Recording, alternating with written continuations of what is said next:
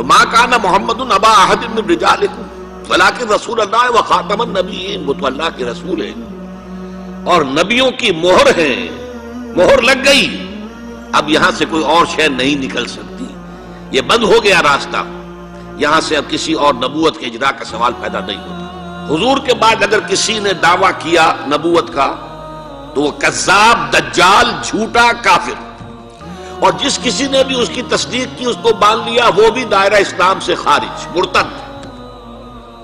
یہ قانونی اہمیت ہے، قانونی اہمیت ہے۔ کوئی شخص مسلمان رہا یا نہیں رہا، یہ تو بڑا اہم مسئلہ ہے، قانونی مسئلہ ہے۔ اس کی بیوی کا اس سے نکاح جو ہے وہ ختم ہو گیا اگر اس نے کسی حضور کے بعد کسی نبی کی نبوت کا اقرار کر لیا یا خود اپنے نبی ہونے کا دعویٰ کیا۔ کہ جو شخص بھی اب حضور کے بعد کوئی نبوت کا دعویٰ کرے گا یا کیا ہے، وہ دجال، کذاب، جھوٹا، کافر، مرتد، واجب القتل، یہ اس کا قانونی تقاضا ہے۔ بدقسمتی سے صورت کیا ہوئی، عالم اسلام میں اس سے پہلے جب بھی کسی نے یہ کام کیا، جب تک مسلمانوں کی حکومتیں تھیں، انہیں قتل کر دیا گیا۔ آپ کو معلوم ہے کہ حضور کے فوراً بعد جو کھڑے ہو گئے تھے مسیلمہ کذاب اور بڑے بڑے مدعیان نبوت، ان کے خلاف جہاد کیا گیا، ان کو قتل کیا گیا، تہ تیغ کیا گیا۔ بہاء اللہ ایران میں اٹھا تو وہاں چونکہ بہرحال مسلمانوں کی حکومت تھی، قتل کر دیا گیا۔ اب بھی کوئی بہائی ایران میں نہیں رہ سکتا، سب وہاں سے بھاگ چکے، کوئی نہیں رہ سکتا، کوئی وہاں آئے گا تو قتل کر دیا جائے گا۔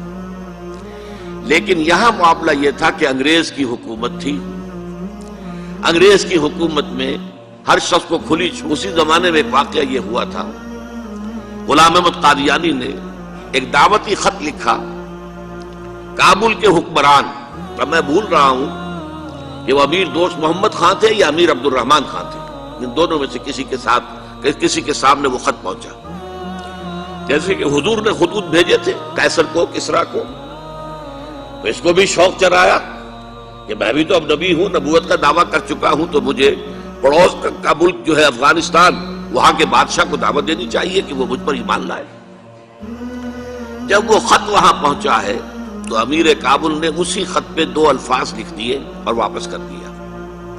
الفاظ کیا تھے؟ این جا بیا، یہاں آؤ ذرا اور یہاں آ کر تم دعویٰ کرو نبوت کا۔